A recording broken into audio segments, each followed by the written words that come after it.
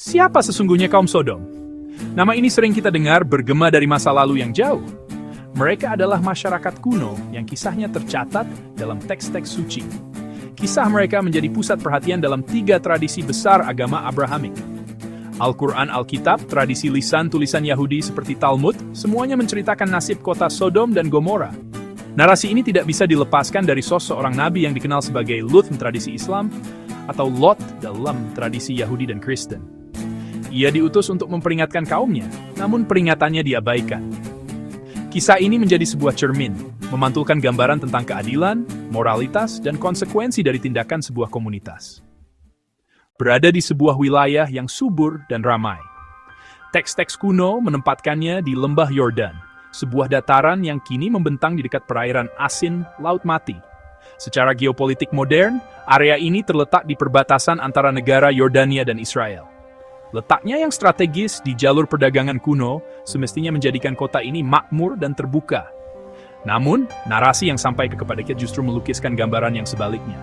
Kemakmuran itu tidak diiringi dengan kebijaksanaan. Sebaliknya, ia melahirkan kezaliman dan kerusakan moral yang mendalam, yang pada akhirnya memicu kehancuran kota tersebut secara dramatis dan total. Kisah kaum Sodom telah menjadi subjek diskusi selama ribuan tahun. Ia seringkali disederhanakan, direduksi menjadi satu isu tunggal. Namun, penyelidikan yang lebih cermat terhadap sumber-sumber utama mengungkapkan sebuah cerita yang jauh lebih kompleks. Melainkan tentang keruntuhan sistem sosial secara keseluruhan. Ini adalah cerita tentang penindasan, korupsi, kekerasan, dan nolakan mentah-mentah terhadap nilai-nilai kemanusiaan yang paling mendasar, seperti keramahan dan belas kasih kepada sesama. Memahami siapa kaum Sodom, berarti kita harus siap membuka lembaran-lembaran teks kuno dan melihatnya dengan kacamata yang jernih, melampaui interpretasi yang sempit. Penting untuk memulai pembahasan ini dengan sebuah catatan. Kaum Sodom adalah nama yang merujuk pada penduduk sebuah kota dari zaman perunggu. Mereka bukanlah sebuah etnis atau ras tertentu. Mereka adalah sebuah masyarakat yang tindakannya dicatat sebagai pelajaran abadi. Oleh karena itu, diskusi kita akan berfokus pada analisis narasi dari berbagai sumber, menelusuri jejak arkeologis yang mungkin terkait, dan yang terpenting, menggali hikmah yang relevan untuk zaman kita. Al-Quran, sebagai salah satu sumber utama, mengisahkan tentang kaum Luth di beberapa surat. Narasi ini menggambarkan mereka sebagai penduduk kota yang ditunggangbalikan, Al-Mutafikah. Al-Quran menyoroti kejahatan mereka yang belum pernah dilakukan oleh bangsa lain. Penekanan bukan hanya pada perilaku seksual yang menyimpang, tetapi juga pada kejahatan sosial yang lebih luas. Mereka merampok di jalanan. Mereka melakukan kemungkaran di tempat umum. Mereka secara terang-terangan menolak nasihat baik. Nabi Lut diutus kepada mereka. Ia mengajak mereka kembali ke jalan yang lurus. Ia mengajak mereka menghormati tamu. Ia mengajak mereka meninggalkan perbuatan keji. Namun ajakannya disambut dengan cemoohan, disambut dengan penolakan, bahkan disertai ancaman pengusiran. Dalam Alkitab, Kitab Kejadian pasal 14-15 menyajikan cerita yang sangat dramatis. Kisah dimulai dengan Abraham yang memohon pada Tuhan. Ia memohon agar Sodom tidak dihancurkan jika masih ada orang benar di sana. Kemudian 2 malaikat menyamar sebagai manusia tiba di Sodom. Mereka disambut oleh Lot di rumahnya. Tidak lama kemudian, seluruh penduduk laki-laki dari muda hingga tua mengepung rumah Lot. Mereka menuntut agar Lot menyerahkan kedua tamunya untuk mereka perkosa. Tindakan itu menunjukkan kerusakan moral ekstrem dan hilangnya keramahan. Tindakan putus asa.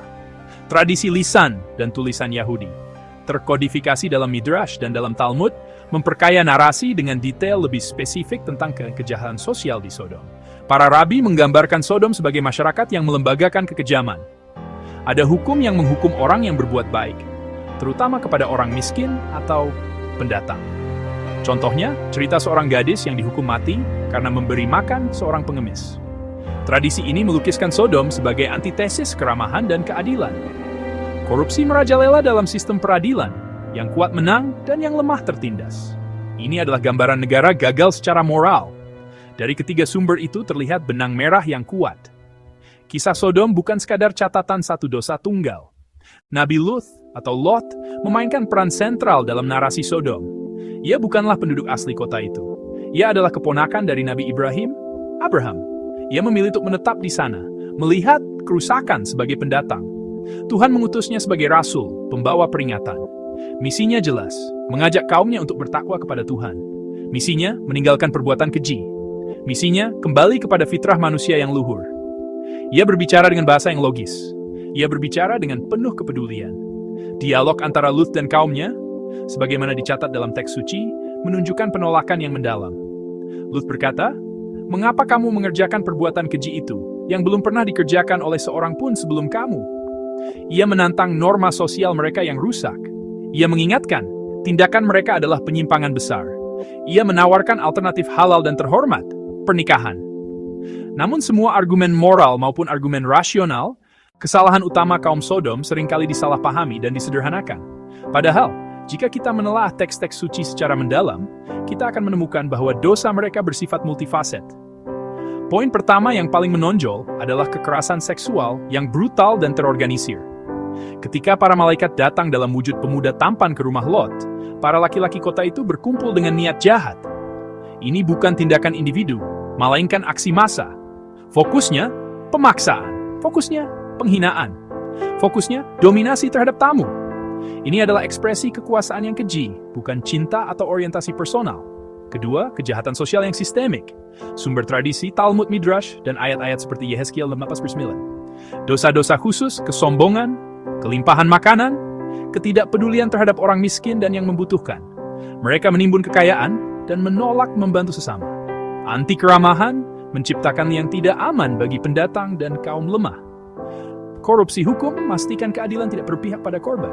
Ketiga, penolakan arogan terhadap peringatan ilahi. Hukuman yang menimpa kaum Sodom digambarkan dalam teks-teks suci dengan cara yang sangat dramatis dan mengerikan. Ini bukanlah sebuah kehancuran biasa, melainkan sebuah peristiwa apokaliptik yang menunjukkan murka ilahi. Al-Quran menggunakan frasa yang sangat kuat, menggambarkan kota yang dijungkir balikan. Bayangkan kota diangkat lalu dibalik hingga atas menjadi bawah. Gambaran ini melambangkan pembalikan total tatanan alam dan moral. Setelah dibalik, kota dihujani batu tanah liat. Jil, turun, tanpa henti, tak tersisa. Alkitab memberi deskripsi serupa dengan istilah berbeda. Tuhan menurunkan hujan belerang, hujan api atas Sodom dan Gomora dari langit. Sejak lama, para sejarawan dan arkeolog terpesona oleh kisah Sodom dan Gomora. Mereka berusaha mencari bukti fisik yang bisa mengkonfirmasi keberadaan dan kehancuran kota-kota legendaris ini. Pencarian ini sebagian besar terfokus di wilayah sekitar Laut Mati, sesuai dengan deskripsi geografis dalam teks-teks kuno. Salah satu kandidat utama yang sering disebut adalah situs Bab Edra Numeira, yang terletak di sisi tenggara Laut Mati, di wilayah Yordania modern. Kedua situs ini adalah pemukiman dari zaman perunggu awal yang menunjukkan tanda-tanda pernah dihuni secara padat dan kemudian ditinggalkan secara tiba-tiba sekitar 2350 SM. Temuan di Bab Edra dan Numeira memang menarik. Para arkeolog menemukan lapisan abu dan kehancuran yang tebal, menunjukkan bahwa kedua kota ini mengalami bencana kebakaran yang hebat. Di Bab Edra terdapat sebuah pekuburan besar yang berisi ribuan makam, menandakan populasi yang signifikan. Beberapa peneliti berspekulasi bahwa kehancuran ini mungkin oleh gempa bumi yang memicu kebakaran besar atau fenomena alam lainnya. Kesamaan waktu kehancuran situs-situs ini dengan periode waktu yang diperkirakan untuk kisah Abraham dan Lot membuat beberapa orang percaya. Namun, penting untuk mencatat bahwa komunitas ilmiah masih jauh dari kata sepakat. Tidak ada prasasti atau artefak yang ditemukan di Bab Edra atau Numeira yang secara definitif menyebut nama Sodom atau Gomora. Banyak arkeolog berpendapat bahwa menghubungkan situs-situs ini dengan kisah Alkitab adalah sebuah lompatan keyakinan, bukan kesimpulan ilmiah yang solid. Kehancuran kota-kota kuno akibat perang gempa bumi atau kebakaran adalah hal yang umum terjadi di wilayah tersebut. Tanpa bukti yang lebih langsung, klaim bahwa Bab Edra adalah Sodom tetap bersifat spekulatif dan menjadi bahan perdebatan yang hangat di kalangan para ahli. Baru-baru ini, sebuah teori lain mendapatkan perhatian. Beberapa ilmuwan yang dipimpin oleh arkeolog Philip Sylvia dan Stephen Collins mengusulkan lokasi yang berbeda, yaitu Tol El Hammam di lembah Yordan, sebelah utara Laut Mati. Mereka mengklaim telah menemukan bukti adanya ledakan kosmik di udara, mirip dengan peristiwa Tunguska di Siberia, sekitar tahun 1650 SM. Ledakan ini bisa menghasilkan gelombang panas dan tekanan yang mampu melenyapkan sebuah kota dan membuat tanah di sekitarnya tidak subur selama berabad-abad.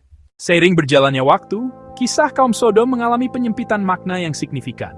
Dari sebuah narasi kompleks tentang keruntuhan sosial, ia direduksi menjadi cerita yang hanya berfokus pada satu aspek perilaku seksual. Istilah sodomi dan kaum Sodom mulai digunakan sebagai label peyoratif. Label ini dipakai untuk menyerang dan menstigma individu atau kelompok. Sering ditujukan pada mereka dengan orientasi sesama jenis. Penggunaan istilah ini tidak akurat secara historis dan berbahaya, menciptakan asosiasi salah dan melanggengkan prasangka. Menggunakan label kaum Sodom untuk kelompok modern adalah sebuah anakronisme. Masyarakat Sodom kuno, sebagaimana digambarkan dalam teks-teks suci, adalah komunitas kolektif. Kekerasan penindasan pembangkangan terhadap Tuhan. Mengaitkan nama mereka dengan individu modern adalah sebuah ketidakadilan.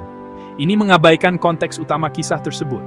Kekerasan massal terhadap tamu, korupsi sistemik, penindasan terhadap orang miskin. Penggunaan label ini mengaburkan pelajaran moral yang sebenarnya. Di balik narasi kehancuran yang mengerikan, kisah kaum Sodom menyimpan hikmah moral yang mendalam dan relevan sepanjang masa. Pelajaran pertama adalah tentang pentingnya keramahan hospitality. Di dunia kuno, perjalanan penuh bahaya melindungi tamu adalah kewajiban suci. Menyakiti tamu, seperti kaum Sodom, adalah puncak pelanggaran etika sosial. Membangun masyarakat aman dan ramah bagi pendatang pengungsi. Siapapun yang membutuhkan perlindungan adalah fondasi peradaban. Bagaimana kita memperlakukan orang asing mencerminkan karakter kita. Pelajaran kedua, bahaya ketidakadilan sosial. Kisah Sodom dalam penafsiran tradisi Yahudi dan tradisi Kristen. Sebagai penutup, mari kita rangkum pemahaman kita. Kaum Sodom adalah nama bagi sebuah masyarakat kuno yang, menurut catatan kitab suci, telah terjerumus begitu dalam ke dalam jurang kezaliman. Kisah mereka yang diabadikan dalam Al-Quran, Alkitab, tradisi Yahudi bukanlah sekadar dongeng pengantar tidur. Ia adalah sebuah studi kasus yang kuat tentang keruntuhan moral sebuah peradaban. Dosa mereka bukanlah tunggal, melainkan sebuah sindrom kompleks yang mencakup kekerasan brutal terhadap tamu, ketidakadilan sosial yang sistemik terhadap kaum lemah, kesombongan yang absolut dalam menolak peringatan ilahi. Upaya pencarian arkeologis di sekitar Laut Mati telah memberikan beberapa petunjuk menarik. Bab Ed-Dura, Tal El-Hammam. Ada bukti bencana alam dahsyat yang mungkin cocok dengan deskripsi dalam teks-teks kuno. Namun, sains menuntut bukti yang kuat. Hingga hari ini belum ada konsensus final tentang lokasi pasti Sodom. Misteri arkeologis ini tidak mengurangi kekuatan pesan moral dari cerita. Pada akhirnya, kisah kaum Sodom mengajak kita bercermin. Jadikan hikmahnya sebagai panduan, bukan sebagai penghakiman.